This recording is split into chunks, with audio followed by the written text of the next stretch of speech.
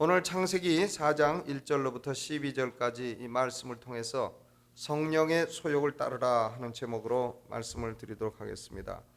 인간의 죄가 참 여러 가지가 있는데 그 가운데서 예수님을 십자가에 못 박은 결정적인 죄가 뭐냐?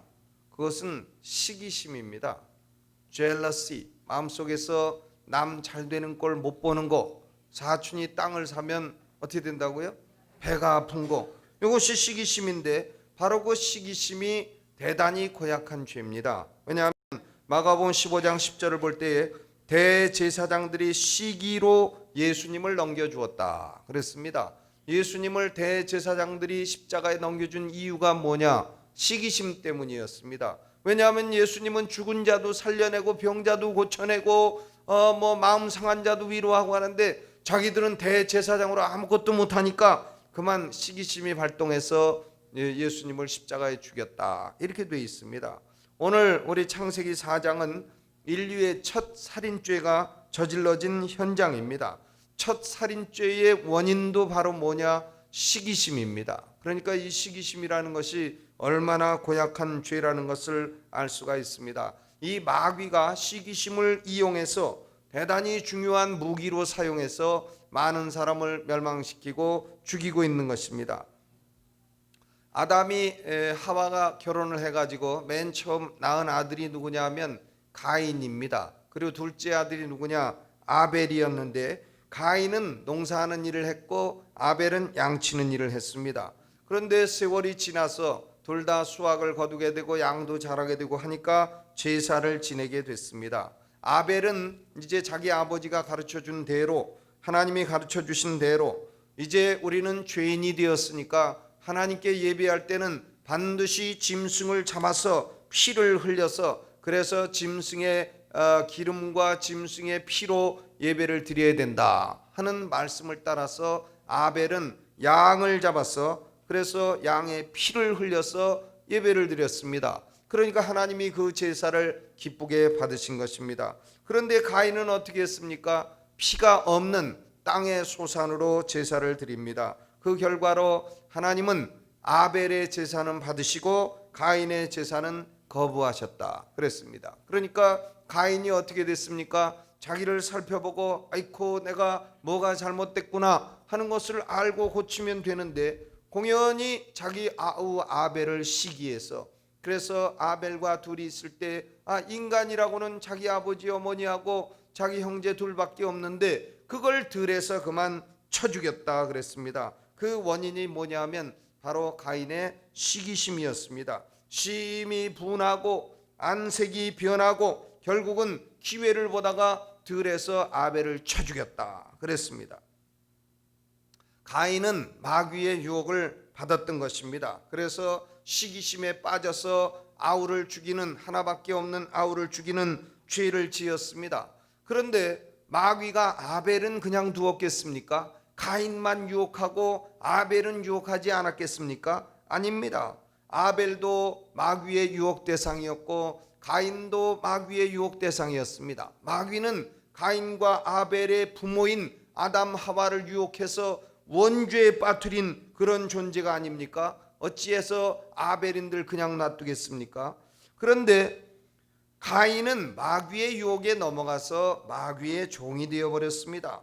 불신앙하는 살인하는 인간의 우두머리가 됐습니다. 그러나 아벨은 마귀의 유혹을 거절하고 자신이 원죄 있는 죄인이라는 것을 깨닫고 그래서 피를 흘려서 하나님 앞에 자신이 죄인임을 인정하고 그리고 제사를 드림으로 하나님으로부터 의롭다 하는 자라 하는 인정을 받게 되고 하나님의 사람이 된 것입니다. 가인은 누구 사람이 됐다고요? 마귀 사람이 되고 아벨은 하나님의 사람이 됐습니다. 그러면 어떻게 해서 가인이 마귀 사람이 되고 아벨이 하나님의 사람이 됐습니까? 그 원인이 무엇입니까? 오늘 우리는 그것을 잘 깨달아야 청년 시절부터 우리가 하나님의 사람으로 바로 살아갈 수 있는 줄로 믿습니다. 가인과 아벨이 도대체 어떤 점에서 달랐느냐 하는 것입니다. 가인은 인본주의로 살았습니다. 그러나 아벨은 누구 중심으로 살았습니까? 신본주의로 살았습니다. 가인의 정신은 인본주의고 아벨의 정신은 신본주의입니다. 그렇기 때문에 인본주의로 사는 사람은 살인죄의 우두머리가 됐고, 신본주의로 사는 사람은 하나님 앞에 의롭다함을 받고 칭찬을 받고 하나님의 사람이 된 것입니다. 삶의 중심이 달랐고, 또 진리의 기준이 달랐고, 선악의 기준이 달랐다 그 말입니다. 모든 기준이 가인은 자기 자신이었으나 아벨은 하나님이 기준이 되셨다 하는 것입니다. 그러므로 가인과 아벨은 가지고 있는 욕심도 달랐습니다. 사람은 욕심이 있는 존재입니다. 우리가 욕심 없으면 그건 시체지 무슨 사람입니까? 그런데 욕심에는 두 가지 욕심이 있는 것입니다. 하나는 자신의 죄성을 따르는 육체의 소욕이 있습니다. 그러나 또 다른 하나는 하나님의 소원을 따르는 성령의 소욕이 있습니다. 그래서 가인은 자기 죄성이 하고 싶은 대로, 자기 자신이 하고 싶은 대로 일을 하면서 살았고, 아벨은 하나님이 원하시는 일을 하면서 사는 것입니다. 우리 인간의 욕심이 좀 많습니까? 돈 욕심도 있습니다. 출세 욕심이 있습니다. 명예 욕심이 있습니다. 쾌락 욕심도 있습니다. 재물 욕심도 있습니다. 지위 욕심도 있습니다. 또 무슨 욕심도 있나요? 예? 이뻐지려는 욕심도 있습니다. 얼마나 많습니까? 다 고쳐서 누가 누군가 알 수가 없는 이런 세상이 되지 않습니까? 욕심입니다. 그런데 이 욕심이 아무리 많아도 욕심의 종류는 딱 두 가지입니다. 하나는 육체의 소욕이고, 다른 하나는 성령의 소욕인 것입니다.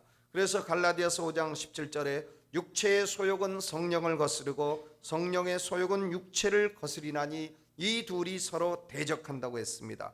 갈라디아서 6장 8절에도 육체를 위하여 심는 자는 육체로부터 썩어진 것을 거두고 성령을 위하여 심는 자는 성령으로부터 영생을 거두리라 했습니다. 그러므로 인간이 가진 모든 욕심은 두 가지입니다. 육체의 욕심과 성령의 욕심, 자기 자신의 죄성을 따른 욕심과 하나님의 욕심, 이 두 가지입니다. 이 두 가지가 표면적으로는 같은 모습으로 나타날 수가 있는 것입니다. 예를 들어서 성령의 욕심에도 돈 욕심이 있을 수 있어요.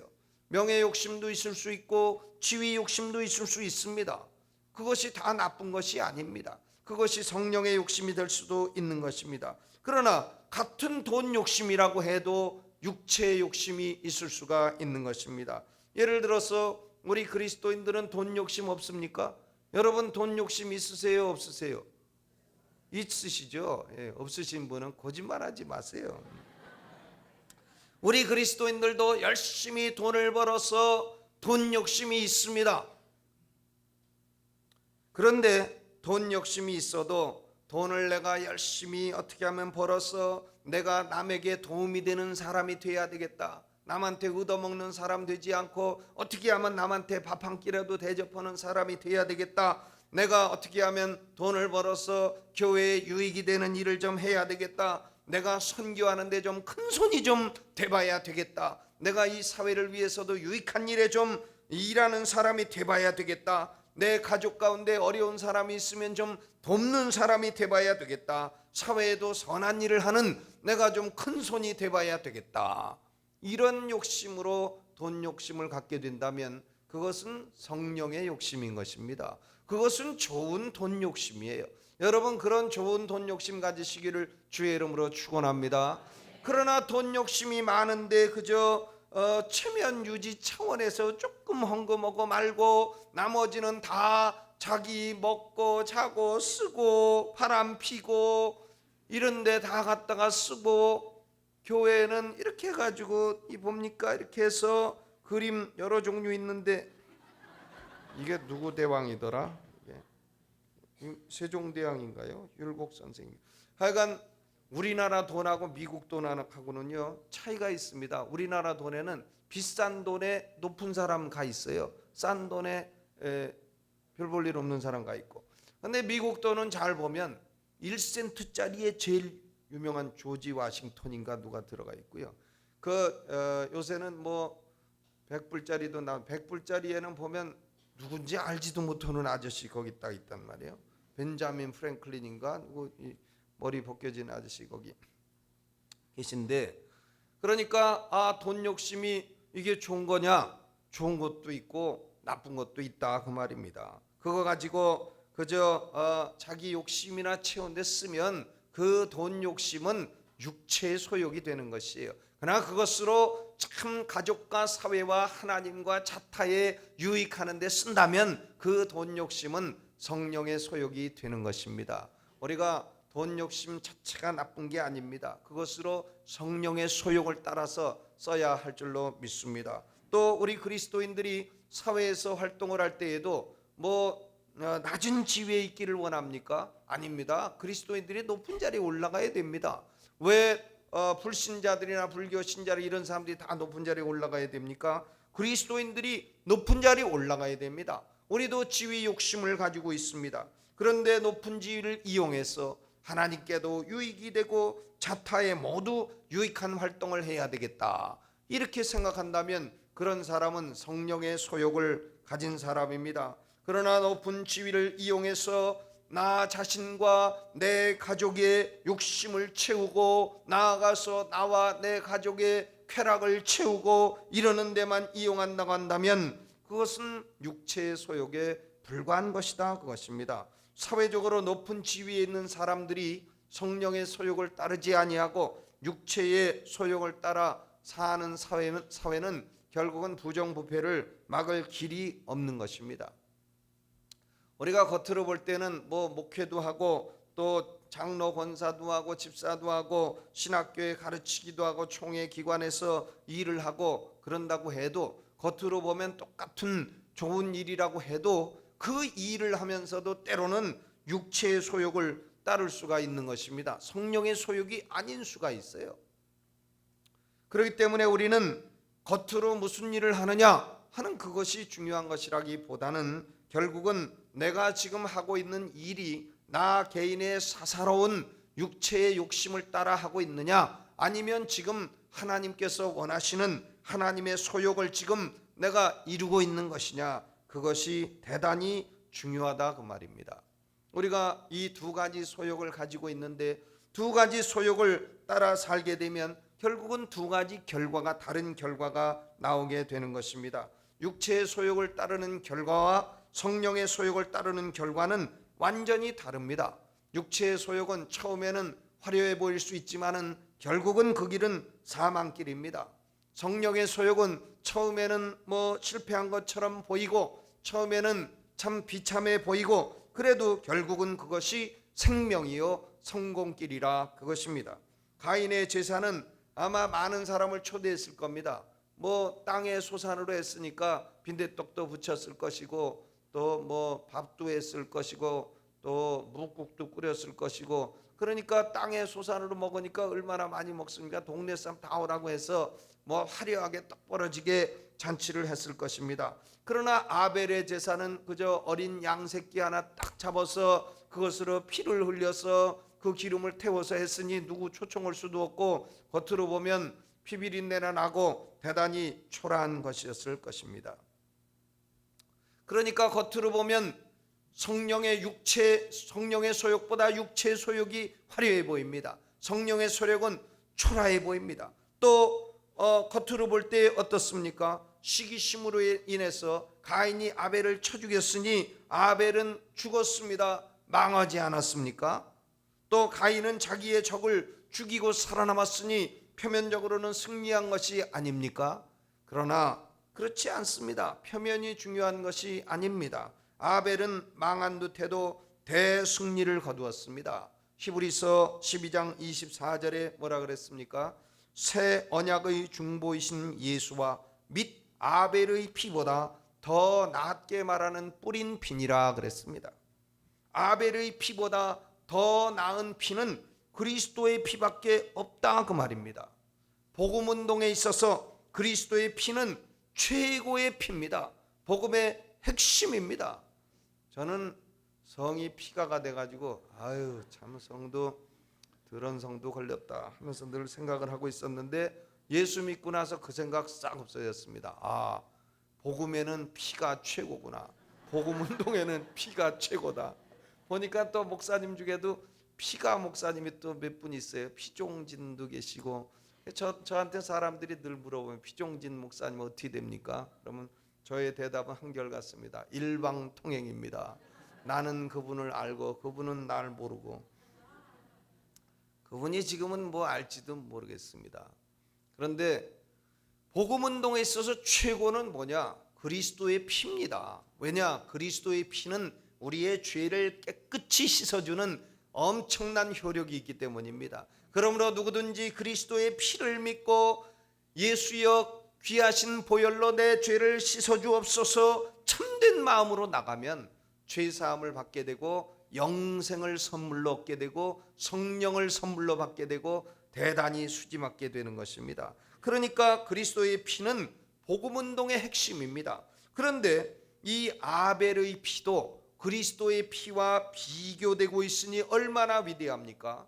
뭐 다른 사람의 피가 누구 그리스도의 피하고 비교돼서 나온 사람이 있습니까? 없습니다. 이것은 무엇을 의미하느냐? 그리스도 예수님이 오시기 전에는 구약시대의 복음운동의 최고봉은 바로 아벨의 피다 그 말입니다. 아벨이 양을 잡아서 피를 흘려서 제사를 지낸 것은 바로 예수님이 피를 흘려서 우리의 죄를 씻어주실 것을 믿음으로 바라보았기 때문인 것입니다. 그렇기 때문에 구약시대의 아벨의 피에서 그림자처럼 나타난 복음운동이 이제 신약시대에는 그리스도의 피에서 실체로 나타나게 된 것입니다. 그러므로 아벨의 피는 비록 죽었지만은 구약시대의 가장 성공한 피입니다. 히브리서 11장 4절에 이렇게 말했습니다. 믿음으로 아벨은 가인보다 더 나은 제사를 하나님께 드림으로 의로운 자라 하시는 증거를 얻었으니 하나님이 그 예물에 대하여 증거하심이라 그랬습니다. 믿음으로 아벨은 가인보다 더 나은 제사를 드림으로 하나님으로부터 의로운 자라 하는 증거를 얻었다 그랬습니다. 하나님으로부터 확실히 너는 구원받은 내 백성이라 하는 최초의 확답을 들은 사람이 바로 이 아벨입니다. 그러나 가인은 어떻습니까? 가인은 언뜻 보면 표면적으로 성공한 사람 같았는데 최초의 살인자라는 오명 중에 오명을 쓰게 됐습니다. 거기다가 땅에서 저주를 받습니다. 밭가라도 다시는 땅이 효력을 주지 아니하는 사람이 됐다고 했습니다. 땅에서 피하여 유리하는 자가 되었다 그랬습니다. 아벨은 완전히 성공했지만 가인은 싹 망했습니다. 자신의 사사로운 소욕, 육체의 욕심을 따라 사는 길은 비록 짧게 보면 성공이 있을지라도 길게 보면 반드시 죽는 길입니다. 반드시 망하는 길입니다.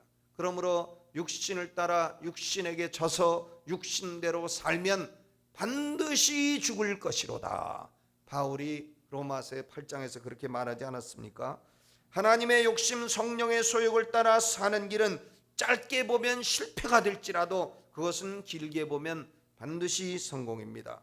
사람이 예수를 믿고 하나님의 자녀가 되고서도 삶 속에 갖가지 실패가 온다면 그 원인은 자신이 지금 사욕을 따라 살고 있기 때문인 것입니다. 목회자도 사사로운 소욕을 따라 목회하게 되면 처음에는 성공하는 듯 하나 나중엔 실패합니다. 그렇기 때문에 우리는 원수가 있어요. 원수가 뭐냐? 내 속에 들어있는 것이다. 내 속에 들어있는 무슨 욕심이냐? 육체의 욕심, 사사로운 욕심, 내 사사로운 소원을 이루려 하고 내 죄성을 따라 욕심을 갖는 것, 이 육체의 욕심이 바로 우리 속에 있는 최고의 원수라고 하는 사실을 우리는 확실하게 깨달아야 됩니다. 그렇기 때문에 평생을 내 속에 있는 이 육체의 욕심, 이놈을 죽이려고 애를 써야 됩니다. 그리고 우리는 발견을 해야 됩니다. 내 인생을 향한 지금 내가 처한 이 현실에서 하나님은 무엇을 소원하시는가? 어떻게 하는 것이 하나님께 유익이 되는 것인가? 어떻게 하는 것이 자타 인간에게 유익이 되는 것인가? 이런 점을 염두에 두고 살아가야 될 줄로 믿습니다. 하나님 중심으로 신본주의로 살다가 세상적으로 손해를 보았다고 해도 그것은 궁극적으로 이익이 되는 것입니다. 신본주의로 살다가 세상적으로는 패배한 것으로 나타난다 할지라도 이것이 궁극의 승리가 되는 것입니다. 그러므로 오늘 헌신 예배를 드리는 청년들, 이 마음속에 있는 이 육체의 욕심, 이게 최고 원수다는 걸 깨닫고 요놈만 평생을 박살내고 매일매일 십자가에 놓고 요놈을 죽이고 이렇게 하면, 성령의 소욕을 따라 살면 무슨 일을 하든지 대성공입니다. 처음엔 어려워 보여도, 처음엔 실패해 보여도, 무슨 일을 해도 하나님의 축복과 도우시는 손길이 함께 하시고, 하나님이 백그라운드가 되셔서, 백이 뭐 노무현 대통령 백이 그게 큰 백입니까?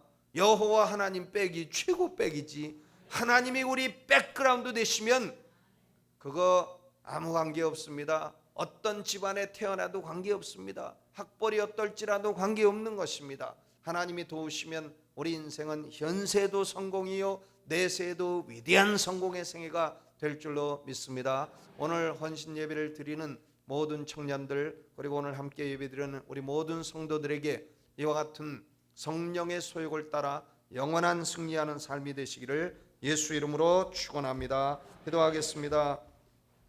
하나님 우리 아버지, 오늘 우리 허들슨 집사님의 또 시어머님 오늘 주님 품으로 안기셨습니다. 아버지여, 가족들 위로하여 주시고 모든 장례 예배가 하나님께 영광되게 하여 주옵소서. 하나님 그 시골에도 이 장례 예배를 통하여 복음이 전파되는 역사가 있게 하여 주시옵소서. 은혜로우신 하나님, 오늘 우리 새벽 이슬 같은 청년들이 하나님 앞에 아름다운 찬양과 헌신을 드렸습니다. 오늘 헌신을 받아주시고 이들을 통하여 세계를 품은 마음을 갖게 하여 주시고, 이들을 통하여 사회와 교회가 새로워지는 역사가 일어나게 하여 주시옵소서. 우리의 원수는 육체의 소욕이요 우리 속에 있는 사사로운 욕심임을 깨달아 싸우니, 이것이 원수임을 깨달아서 우리는 늘 하나님의 소원을 살피며 성령의 소욕을 따라 승리하는 삶이 되게 하여 주옵소서. 겉으로 패배해도 속으로 승리하고, 겉으로 또 망한 듯해도 영원한 승리하는 길을 따라가게 하여 주시기를 원합니다. 현세도 승리하고 내세도 승리하는 우리 모두가 되게 하여 주옵소서. 예수님의 귀하신 이름으로 간절히 기도하옵나이다. 아멘. 우리 두 손 들고 오늘 주여 세 번 크게 부르고, 하나님이여, 내 속에 있는 육체의 소욕을 따라 내가 지금까지 마귀의 속아 살아온 것이 얼마입니까? 아버지여, 이 시간에 하나님 회개의 영을 내려주시고, 내가 이 시간 다시 마음을 돌이켜 성령의 소욕을 따라 하나님의 소원을 이루는 승리하는 생애가 되기를 원합니다. 가인의 길을 따르지 아니하고 아벨의 믿음의 길을 따르기를 원합니다. 우리 두 손 들고 주여 세 번 크게 부르고 통성으로 기도하다가 자유스럽게 돌아가시 바랍니다. 주여